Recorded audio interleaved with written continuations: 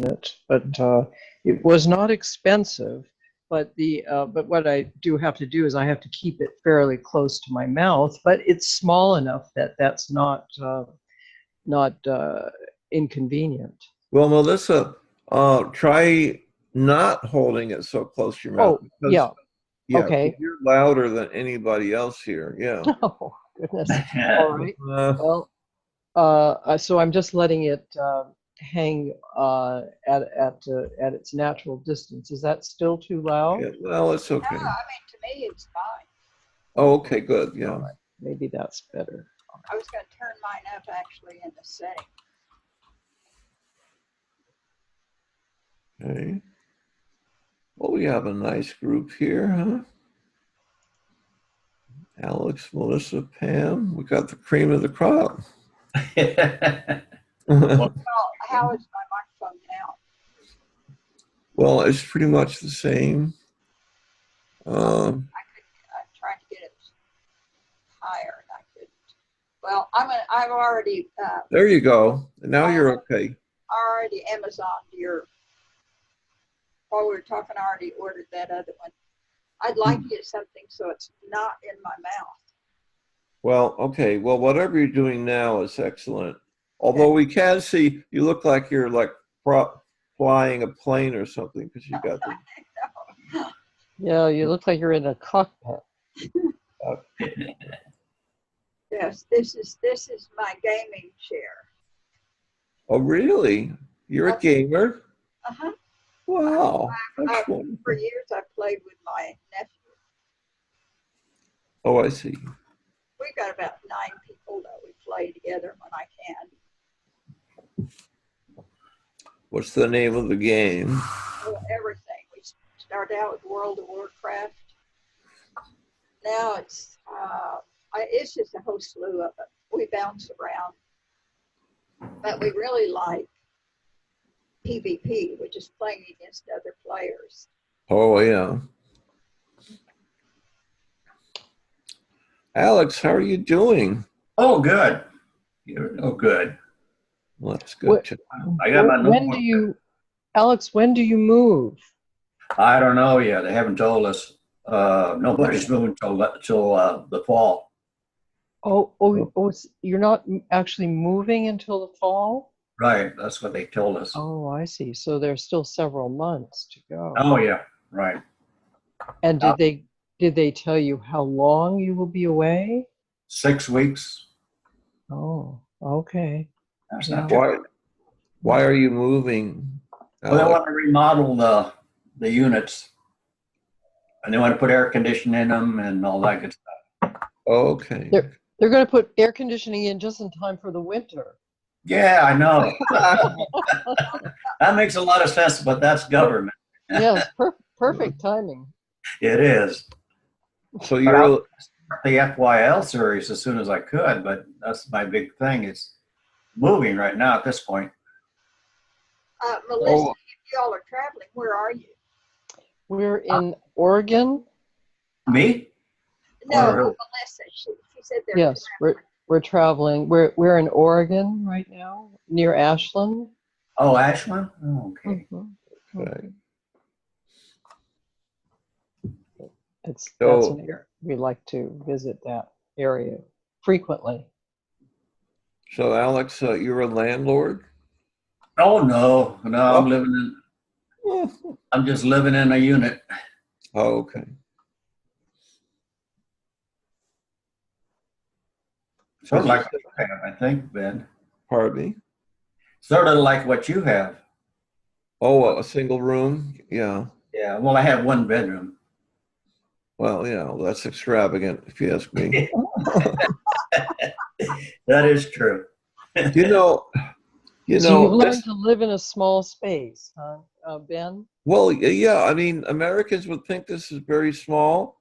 However, Japanese people would think it's just too much. I was just going to say, that's right. Yes, they live in a very small. Well, and actually, when Harry and I are traveling, the RV here is only about, I think, 200 square feet.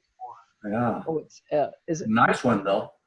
Yes, he's telling me it's actually 400 square feet. Yes, yes. It's about, guess yeah, that's right. It's almost 40 feet long and it's 10 feet wide. So, but it comes to be very roomy, actually. Yeah. I would think that's right. Yes, yes. Well, you see, it depends how you look at it. Like in my case, I just figure, okay, well, you know what? I've got a tremendously large living room. Uh-huh. I don't have any other rooms. I have a nice. Right. Well, what I'm finding now is that the ability to enter into electronic space opens, I mean, it's infinite. Before we had that capability, I was a little bit hesitant to travel in a small physical space, in such a small physical space. But these days, as soon as, I mean, typically, during the evening, say, or often during the day, Harry will be on his computer in his electronic space. I'll be on my computer in my electronic space, and we both have infinite space available. Well, So, wait till Mars and Venus comes online. yeah, yes, exactly so. That's right. When is Yes. Moon Wobble? What? Did we? When is Moon Wobble? Have we just Um, gone through one or something? I think in so. June or July. Oh, let me check. Be right back. Yeah, this is, this is the first time since 1971 when I've lived in a single room. See, it looks like it's a kitchen, but that's just still in the same room. Mhm. And it's absolutely wonderful. I mean, it's a lot less cleaning, Right. you know. Yes. Yes, exactly. Yes. Uh-huh. Well, I think that's the favored direction that many millennials and Generation Z, Y and Z, that and whatever Yeah. letters come after that, Yeah. that they're heading into, because again, by going electronically, they can enter into various social spaces, Yeah. but they're unlimited by physical space anymore. Yeah. uh, and I'm finding that that's the case for me as well. There's hardly a need for physical space. Well, the one thing about it is that uh, I can't entertain like a group of friends here. As a matter of fact, I can't even entertain one other person beside myself. Yeah, but Ben, look what you're doing right now. You're entertaining a whole group online. What Yeah. else?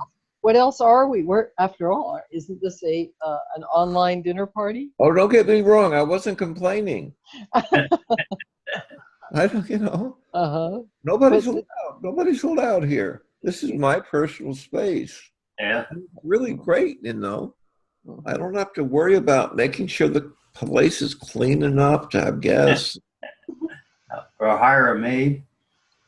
Well, how and why would I hire you? Yeah. right. But I consider this to be, as you've said, this is the monthly online dinner party that Ben Gilberti Yeah, hosts. Yeah. yeah. And we always seem to end up with four people, and it's nice, it's just the right amount of people to have a really good and well balanced conversation. I don't know what we would do if 10 people showed up. Hey, Ben, Oh, I would imagine we'd think of something. Go ahead, you were Pam. living in one room when you were living with me and Barbara, because you're living down the basement. Oh, that's right. That's right. But in this case, I'm sort of left. I mean, I'm sort of locked into the basement. Whereas at your place, the basement was where I translated and slept. And you guys had a nice, wonderful space. Yeah. And did you guys always cook dinner? We cooked a lot. Nothing special. Neither one of us were, you know, good Did cooks. did I ever help out and cook a dinner? Oh yeah, yeah. Oh, okay, good. Oh, what was? Oh, you made tuna taste like pizza. Oh, really? Wow, tuna. We had nothing but some cans of tuna in the cabinet. He'd take them and do his Italian thing, and it tastes like pizza. Wow. I wish I didn't remember how to do And you made a radio for us out of a tampon. I made a what? You made a radio for us out of a tampon. Out of a can.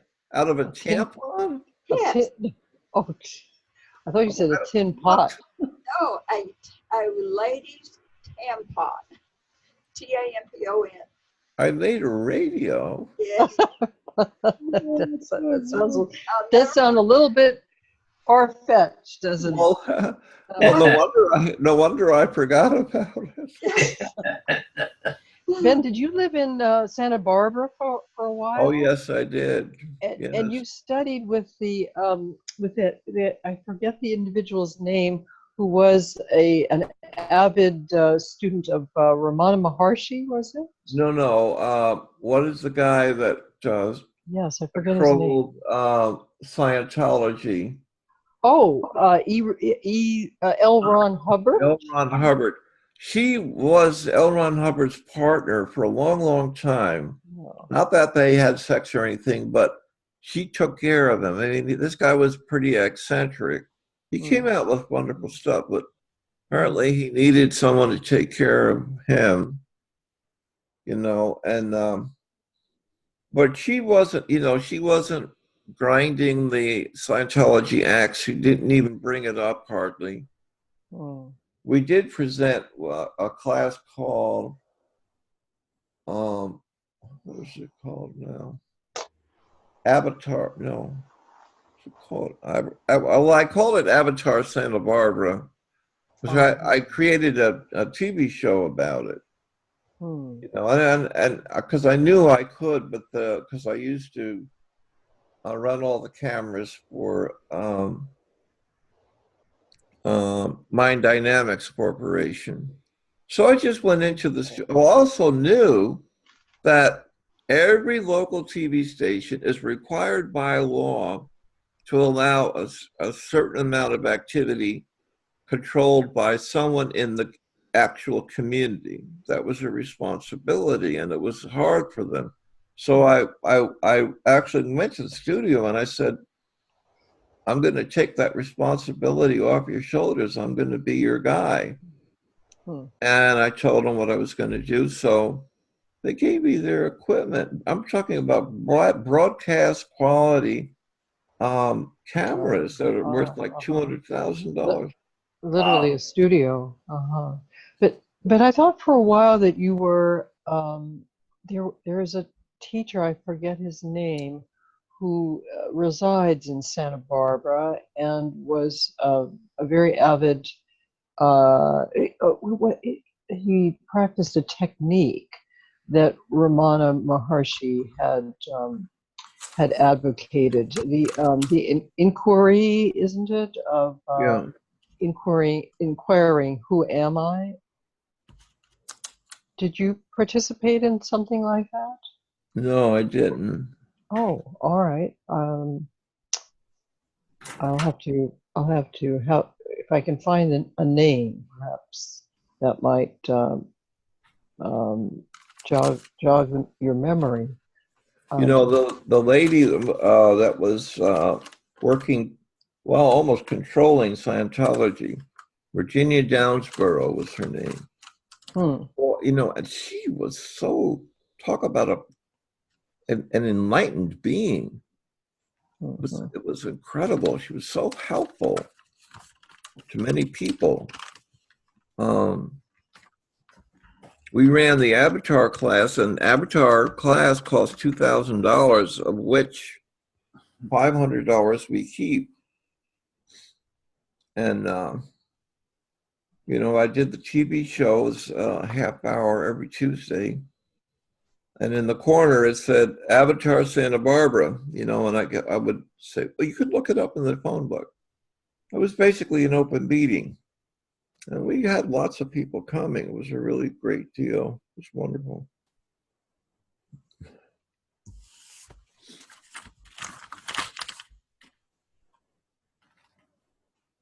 And maybe you even heard of Avatar? I think I had heard of it through you. Yeah. Hmm. Well, it was okay, but it was extremely overpriced. Anything near like the Prosperos, or it's sort of like Well, it was much closer to Scientology because they did something called rundowns. And for example, the first rundown was that you talked to the student. Okay, we only could handle about 5 students at most. They were never in a class.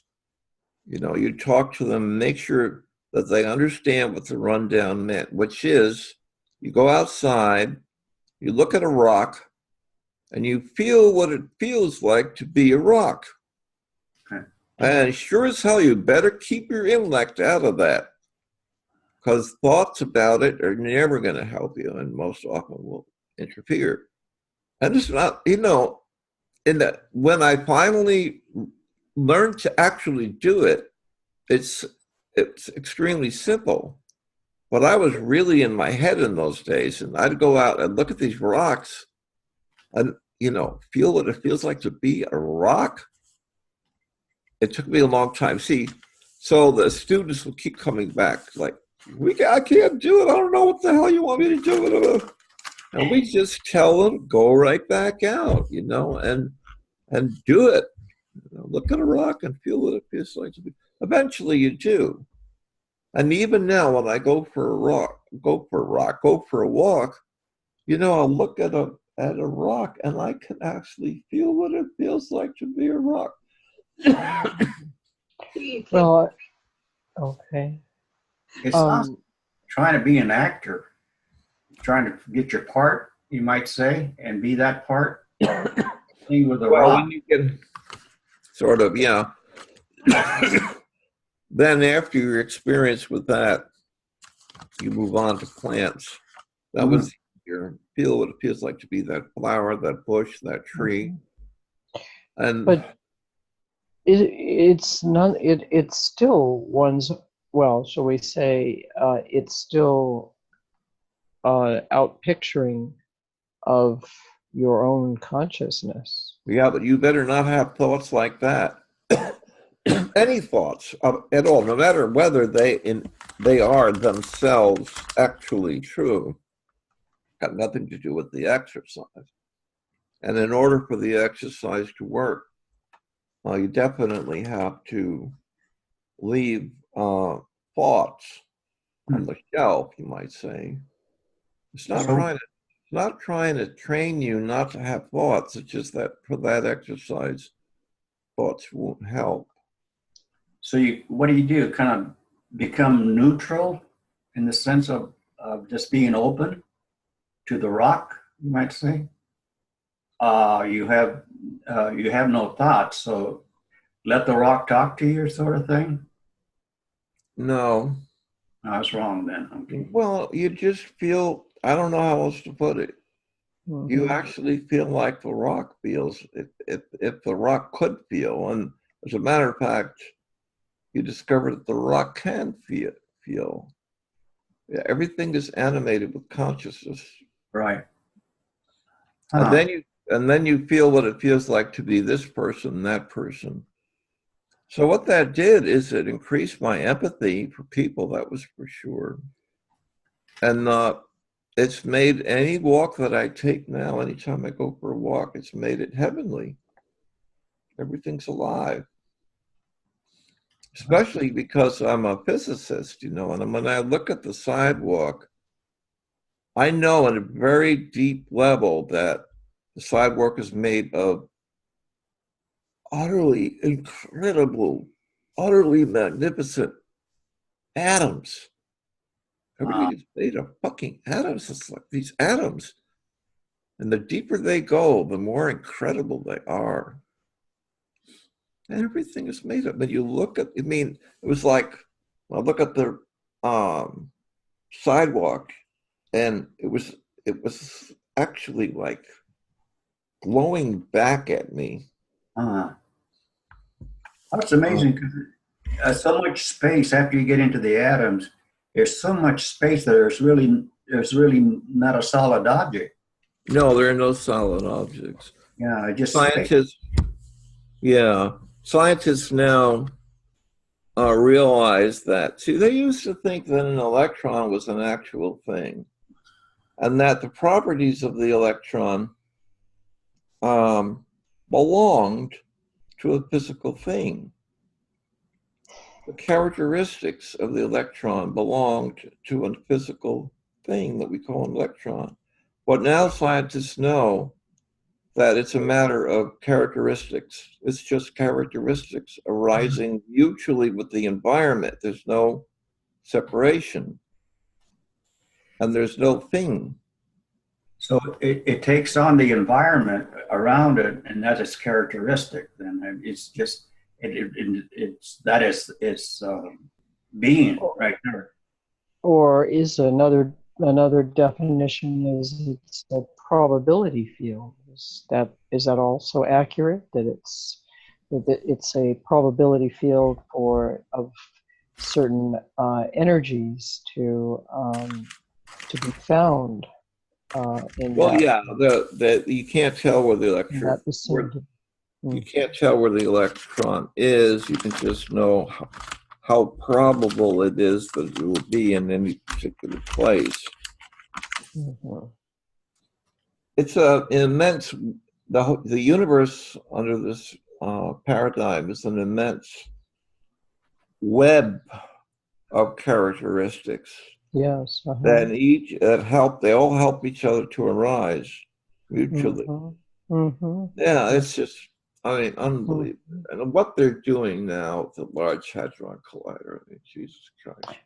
Oh, yes, right. Well, I guess another way of stating it is what we are all doing. I mean, not to leave ourselves out of the equation, after all. What we as consciousness are all as a unitary experience, what we are self-reflecting back to ourselves about the boundlessness of our own true identity. Would that be a fair way of witnessing it, so to speak? Yeah, I would say so. Yeah, I was kind of wondering, is this like Buddha has conditioned existence, which has to do, I don't know if you ever heard of that. Buddha pointed to the notion of conditioned existence. I think the unique characteristic about Buddha was that he came to the point where he did not anymore have conditioned existence. He had. Well, this is what he said. He said, "What this is, that is. This arising, that arising. When this is not, that is not. Mm-hmm. This seizing, that seizes." Yes. It's it kind of like first step in translation, I think, a little bit. It is. Yes. But I thought, wow, okay, that to me would fit in with my kind of thinking. Mm-hmm.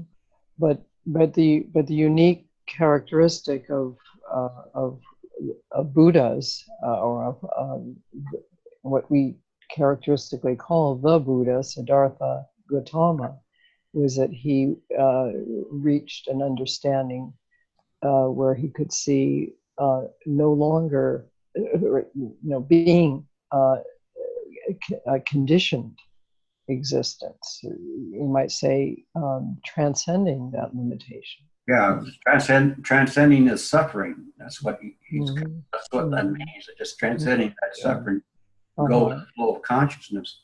And I think he spoke of getting off the wheel, right?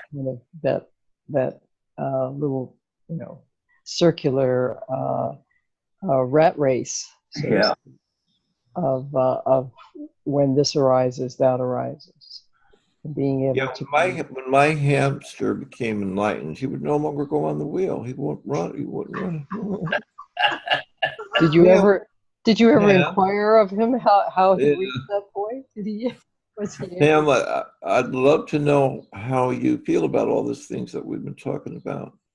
Did you say me? Yeah. me? I've got so many things going through my mind listening to Oh, you. I please. hardly grasp one of them. I'd love to hear.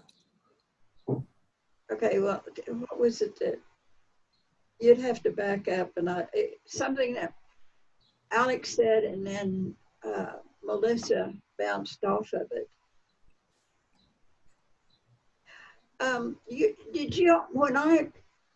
When I first got in the Crossroads, I had I had been very ill, and doctors were unable to come up with anything. And I was losing weight. I was 5'8", and I was wearing size 5 and 7 clothes. And my mother had burst out crying every time she saw me. And I would pass out sometimes, and other times I would paralyze. And so I ran away with a bunch of people down to Dallas to party and just left all of my worries behind me. It was one of the most free weekends I'd ever had. And when I got back at work and I started writing again about why was I crazy, because that's what, doctors kept telling me it's all in my mind.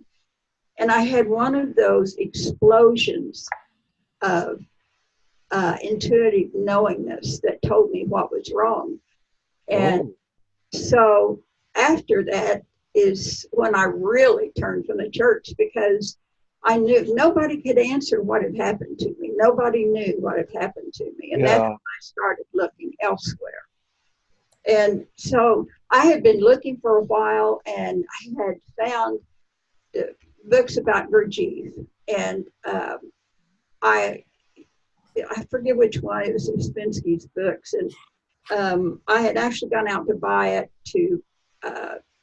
because I heard this girl at a party. She was saying this was her book, this was her guru and everything. And I felt threatened intellectually. So I went out and bought it, and I was going to show her what a piece of crap it was. But in about page 9, I forgot all about the girl. I was so taken because for the first time I read something that I understood. It said understanding equals knowledge plus being, BEING. Yeah. And that I just understood that. I knew that's what had happened to me. It was the being part that had happened to me. Oh, yeah.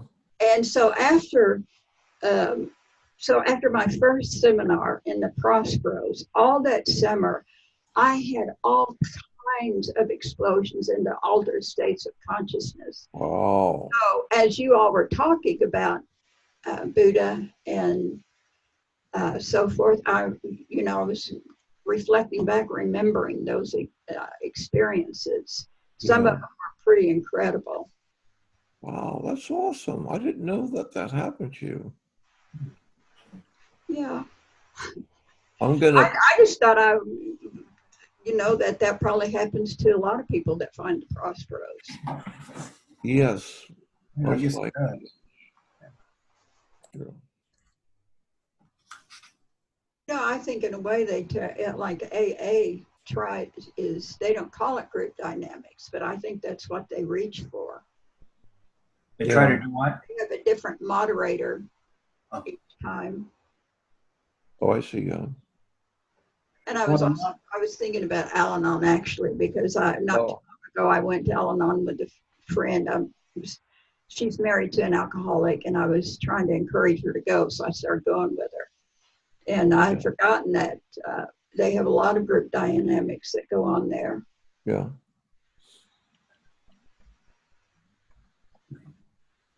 Alex, you mentioned FYL. I think you have some connection with it or some responsibility you've taken for FYL. I think he's going to start up a group. Is that Is that right? right, Alex?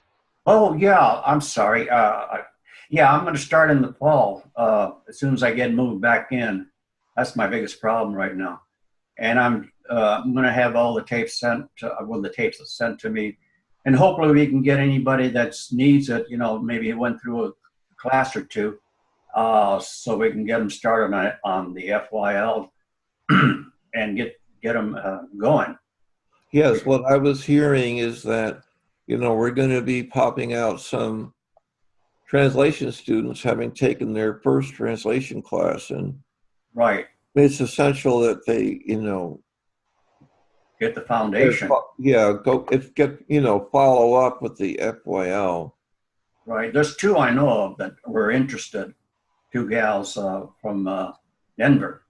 So they want to, and one from San Diego. So I might have three already.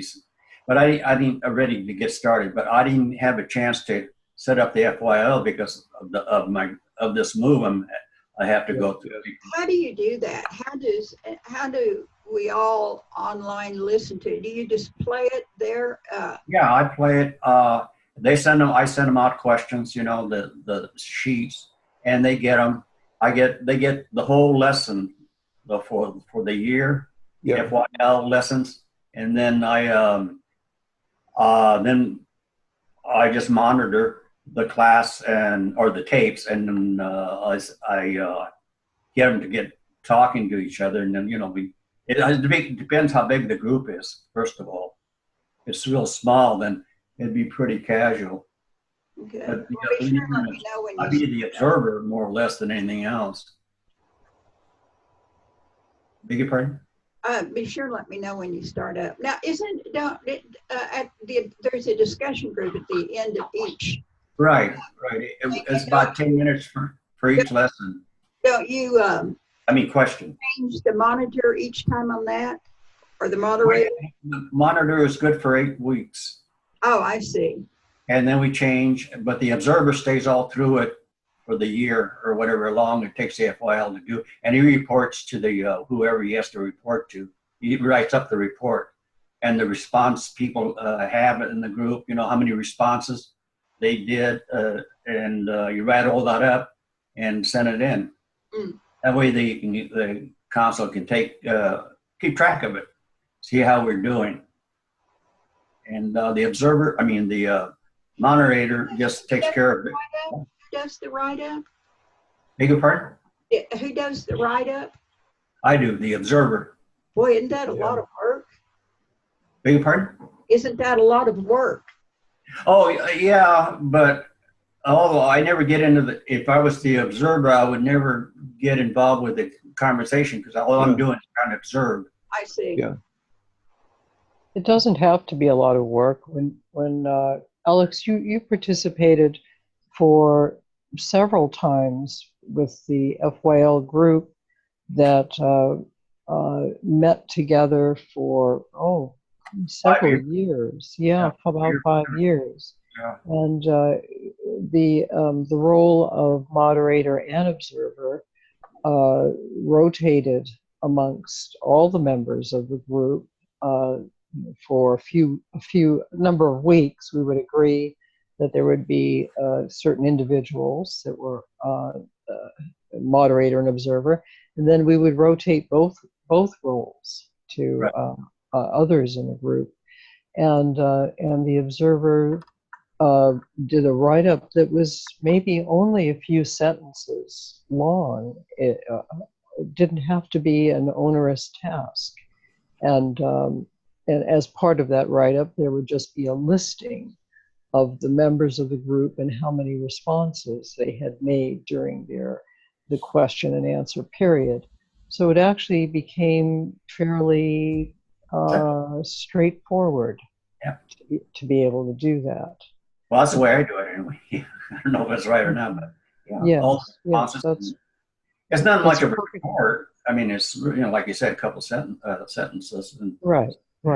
Yes. Mm-hmm. But I thought I'd go start off with the observer because it might be a new group, and it'd take a little time to get them straightened out, you might say. Sure. I Sure.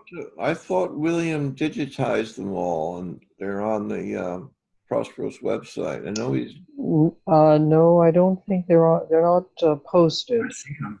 okay. I would hope that they're digitized, but they're not posted. Yeah, they are. Yeah. They They are. are what? They're digitized or posted? No, they're digitized. Sorry. Right. Oh, okay. So there's no need to get tapes or anything like that. No. Connect to Prospero's website. What's his name did it? Yeah. He's the one- Sarkis. I think it was Sarkis. Sarkis. Yeah, Circus the one did it. Mm-hmm. Still doing it, probably. Mm-hmm. Yeah, he did a tremendous job from what I hear. Yeah. And all of the questions they are also in digitized PDF form. Yeah.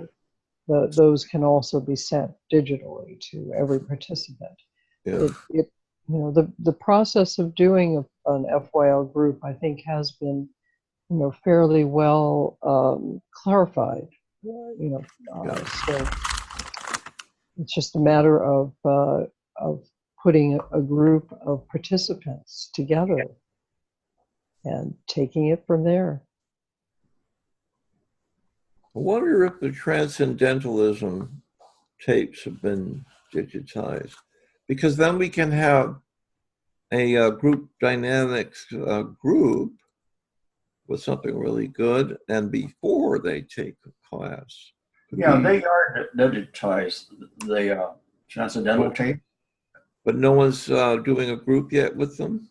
Yeah, William is with. Really? Yeah, he's doing a group with the people from Australia. Oh, And, yeah. Are you and participating?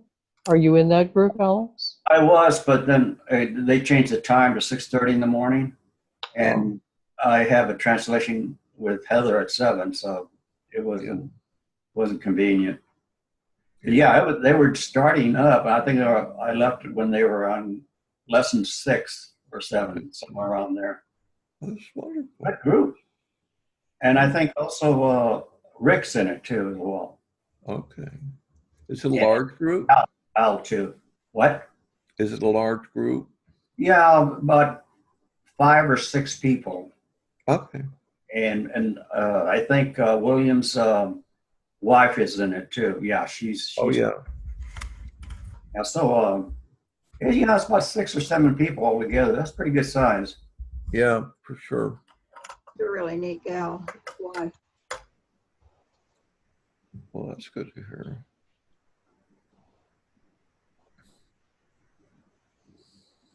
It's been so long since I haven't had that series since I was first in the Prosperos. Yeah, me too. I don't remember getting a lot out of it, but I think because I was new to everything and there was so much being thrown at me. Yeah, that's the trouble. Yeah, I know we got a lot out of it. Mm-hmm. Yeah, Yeah. when we got together, Yes. I think we went through it twice or maybe 3 times. Yes, I think it was at least twice, maybe 3 times, and Yeah. and I think we would alternate FYL, then Fourth Way, and then FYL again, and then Fourth Way. This took about 6 years, so Yes. And- it was worth it though. I mean, we really got to understand the thing. Oh, that's not Exactly. Yes. good. Mhm. Yeah, it's some of the teaching materials have that quality, don't they? That they continue to allow you a new perspective They do that, yeah. each time that you hear it anew. You know, I'll tell you a funny story about all that. You know, I was the guy in the back of the room that was recording all these things at the time that I was at, in Santa Monica. And so here I am. There's another set of talks that he gave called Hours for Discovery. Yeah. Okay. And so I would label the tapes, even label the tapes. Well, the actual title of the course was Hours for Discovery. It's hours for discovery. But I kept labeling the tape Hours for Discovery. H-O-U-R. Hours. Right. When You're the one, huh? That's Okay. interesting. when they told that, he says, well, there you go. There's one guy that, oh my God, Hours. Well, well, that's good too. Actually, that's probably just as valid. It's a it's a very it's an hour in which it's quite full of discovery. Yeah. I like that. Okay. I like that actually. Well, that's what I meant, but well, I thought that was the title. Here's another hour for discovery coming up next Sunday. It works either way, doesn't it? Yeah. But Thane was not pleased. He wasn't amused by that. Oh, Huh? too bad. Okay. Yeah. Uh-huh. Yeah. You not make him happy.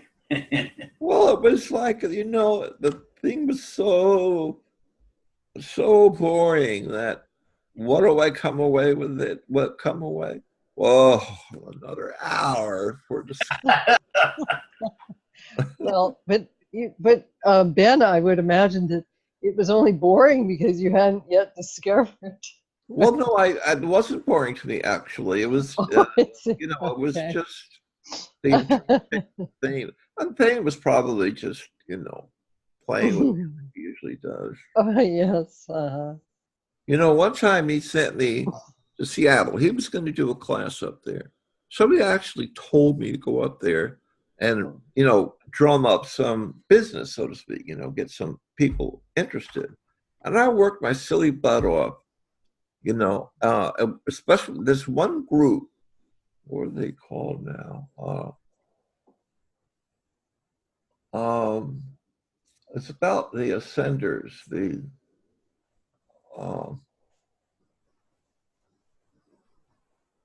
Ascended Masters. Okay. Oh. I went in there and you know what? I didn't say anything. I just walked in the room and when they started talking, they didn't talk to me. And when they started talking, they said, we're lucky today because we have today Ben Gilberti with us. I didn't say anything to them. And he's going to tell you all about the Prosperos. I didn't speak to anyone. All right.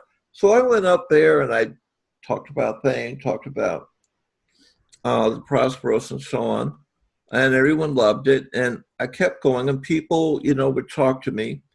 Well, when he came and did his open meeting, there was a whole bunch of people that came, who were interested in the Ascended Masters. And I thought to myself, well, they've taken one step indicating that they want something in that direction, some spiritual enlightenment. And he started all these people are there, and he started to talk, and first he started to talk about Ascended Masters. Then he started to talk about Ascended Masters. Then he referred to them as Ascended Masters. Then he made it, Ass-ended Masters. And they all got up and walked out. Oh, God. And I was like, what the fuck, man? You could have had some students. Not them, I guess. Yeah, he kind of keeps a group pretty small. I noticed that. He gets rid of people as fast as they come in sometimes. Well, in that case, most of all, it was to get me to stop being attached to an outcome. Oh. It was a teaching. It was a teaching for me. Oh, okay. Yeah, that makes sense. At my first open meeting was him in Tulsa, and he was talking about, the thing about I saw Hitler do black magic, and then some other guy. I thought, oh crap! This is not what I knew. What I was after. I didn't have the words, but I knew spiritual growth was what I wanted, and I didn't care about telepathy and magic and all this shit. And so this isn't me. For me, I left that meeting. Somebody had left a flyer on the door. It's why I went to the meeting. So I left there I knew it wasn't for me. And then I got a flyer because I'd gone to the meeting that somebody was coming to teach a seminar. And it's RHS, and it was Suzanne, and it told all about it. And I thought, well, I threw it away. And I swear to God, it was like 45 minutes when things started. I ran to the trash outside and got it and got in my car and just went.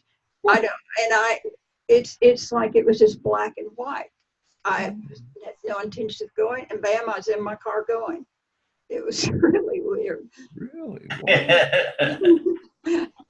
I When did you turn around? What do you mean turn around?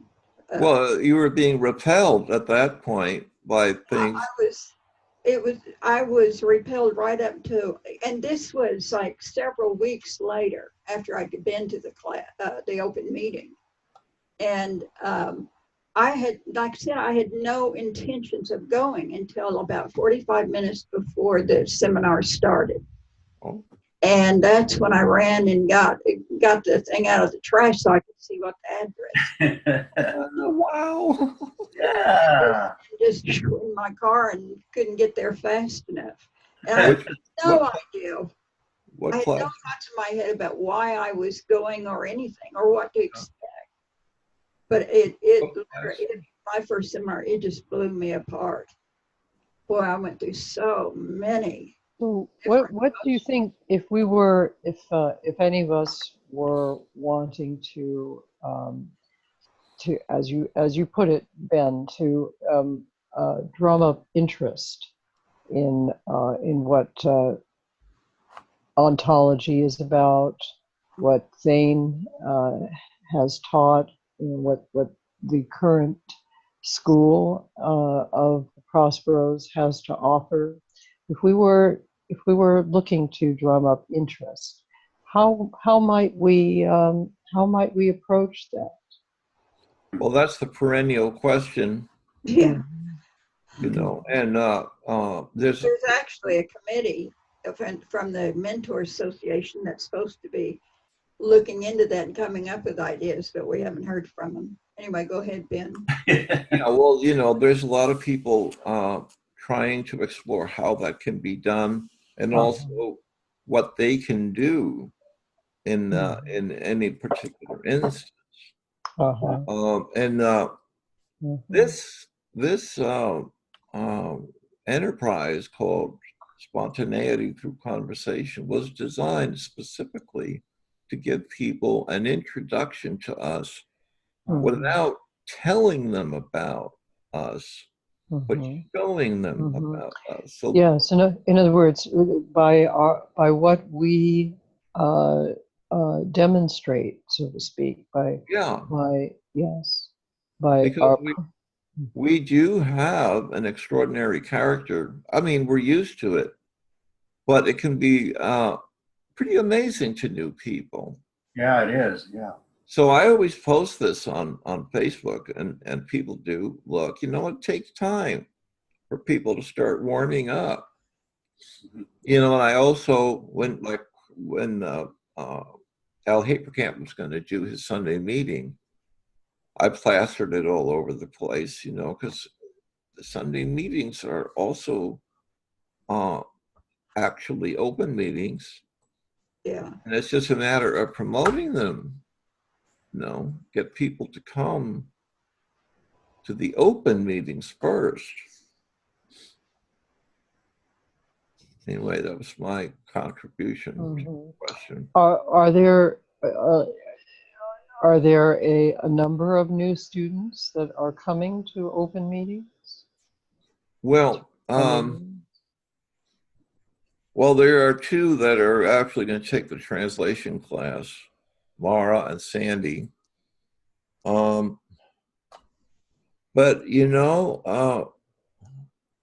so why do you think it is that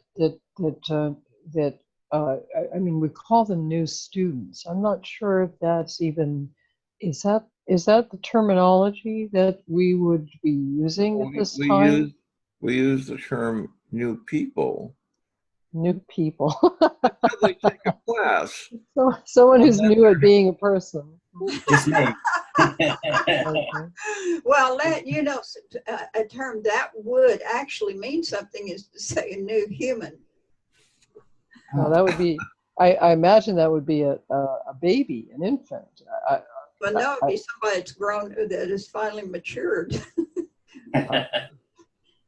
Into being, Well, there are a lot of people, Melissa, for instance, with Al's talk, or I think there was one person who came from my Facebook things, but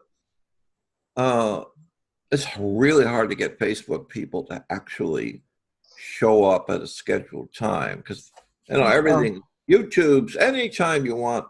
yes, So isn't that's changed things, hasn't yeah. it? So anyway, several of them asked me, they said, well, is this going to be taped? And I said, yes, and I'm going to post it. I'll post the meeting here on Facebook. So then they choose to avail themselves of it that way instead, don't they? Yeah, that's why it's so important to record all these things. It's especially important to convert them into a YouTube. I mean, they can be digitized to be present on the Prospero's website. But if they're converted into a YouTube, then anybody can watch it anytime. Yes. Nobody has to archive anything. Mm-hmm. And the Prospero's website can have the URL link there too. That's how those Australian girls got into the Prosperos, through the YouTube. Really? Yeah, they saw Prosperos and they looked at it and got involved and wrote. What YouTube? I mean, who was on the YouTube? Yeah, YouTube. Yeah, I know, but who was on? Well, the Australian girls. What were they watching? They were watching. I guess they were checking out different school or whatever, and they hit the Prosperos or philosophies. They were looking at. I guess. What do you know? What particular YouTube videos they were watching? Was it somebody speaking? I think I just went to the Prospero's center or Prospero's. What do you call it? Website. Yeah, website. Yeah. Okay. That's pretty amazing. And then they show up in Hawaii. Big pardon? I said, that's pretty amazing. And then they went to William's class in Hawaii that I met. Yeah, they first took translation and RHS, and then they took the FYL, and then they went to Hawaii. Yeah, I knew that Hawaii went their first thing. I was supposed to have gone to that in a storm. Oh yeah, I saw your name up there. You mentioned the storm. Yeah, I really wanted to meet them. Yeah. Yeah. Well, but Ben, I think you bring up a good point for further consideration, and perhaps this really may need to be really more deeply considered. The way in which more and more people are choosing, they're consciously choosing to avail themselves of the always available, always readily at hand teaching that is increasingly becoming, available for everyone online, worldwide. That's occurring. I know I'm availing myself. Hardly a day goes by that I don't. Look to YouTube to watch something else on a topic of interest.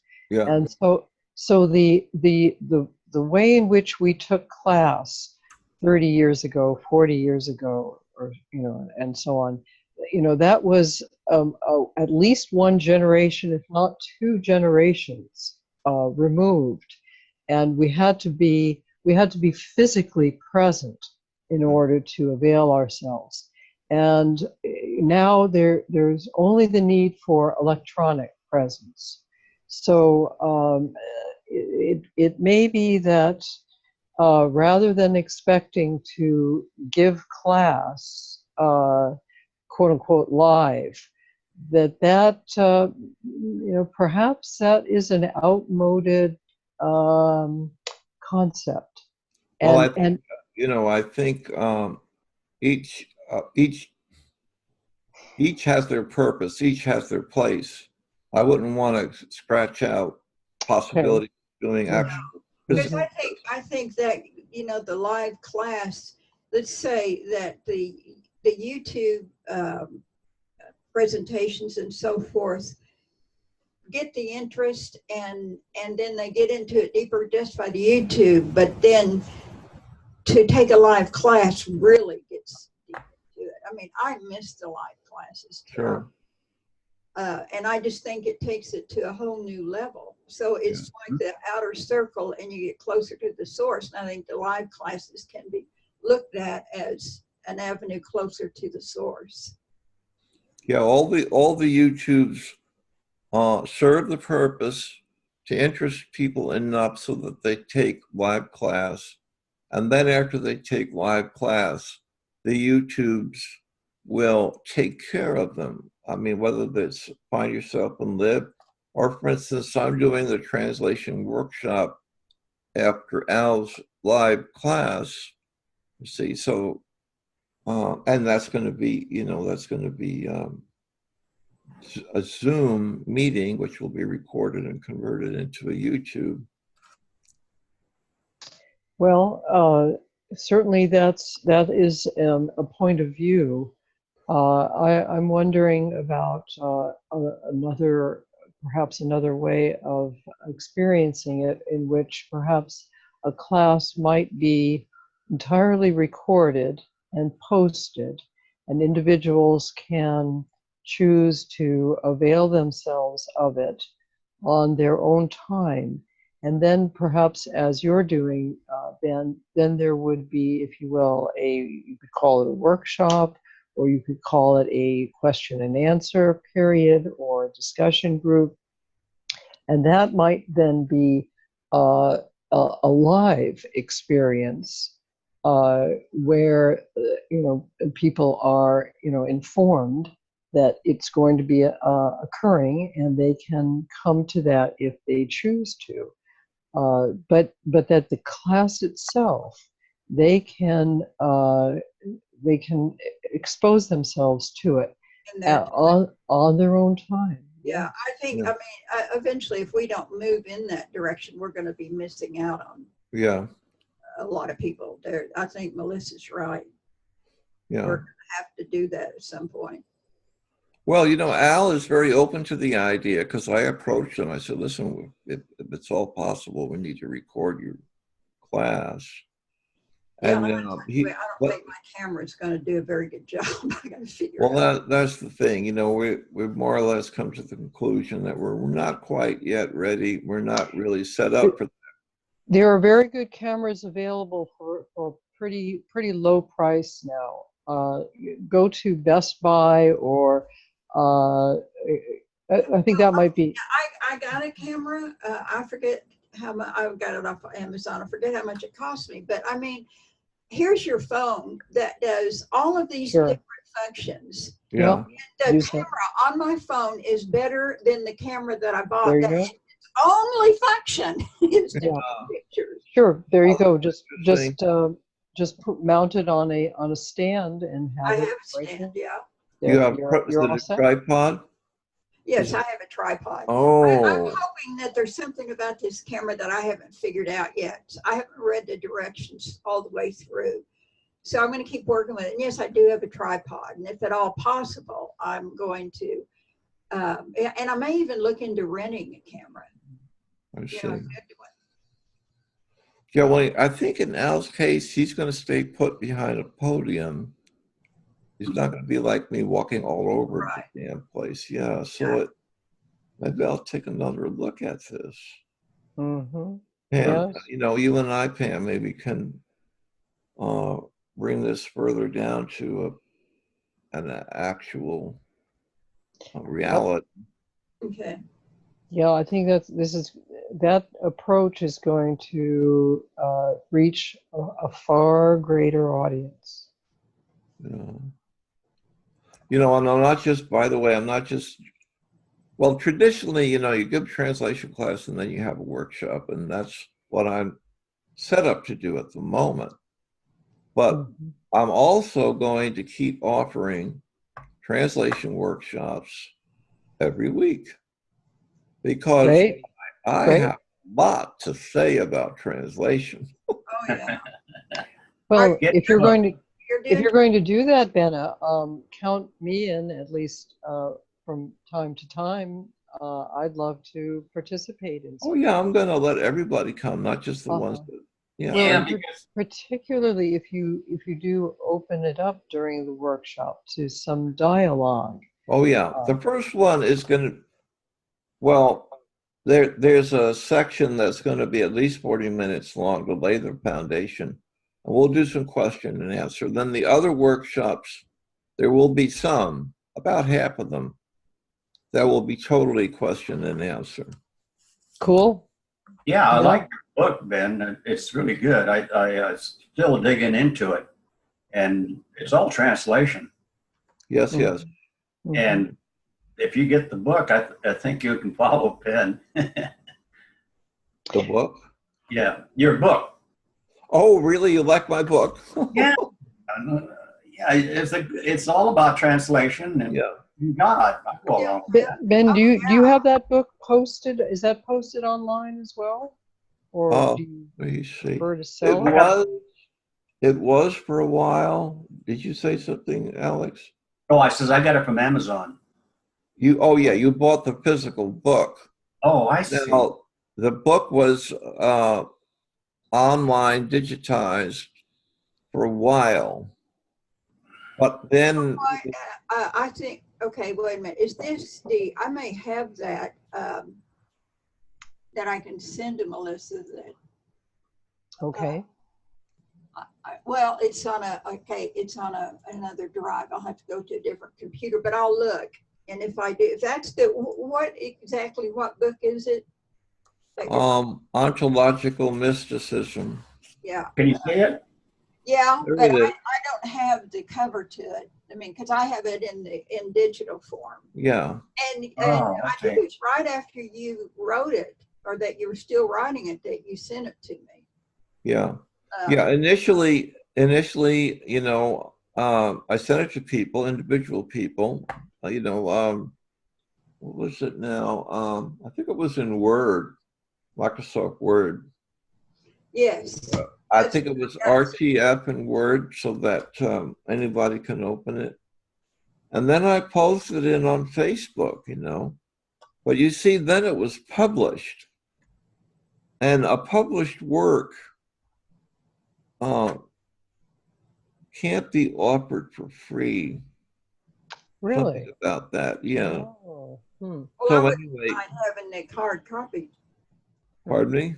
I wouldn't mind even having the hard copy myself. Yeah, most people actually prefer the hard copy than digitized. But anyway, that's why it's no longer up on the internet anymore. Oh, I see. Hmm. However, several weeks ago, I started to put chapters from my book up on Facebook. And there was a very good response, you know, so I think I'll continue to do that.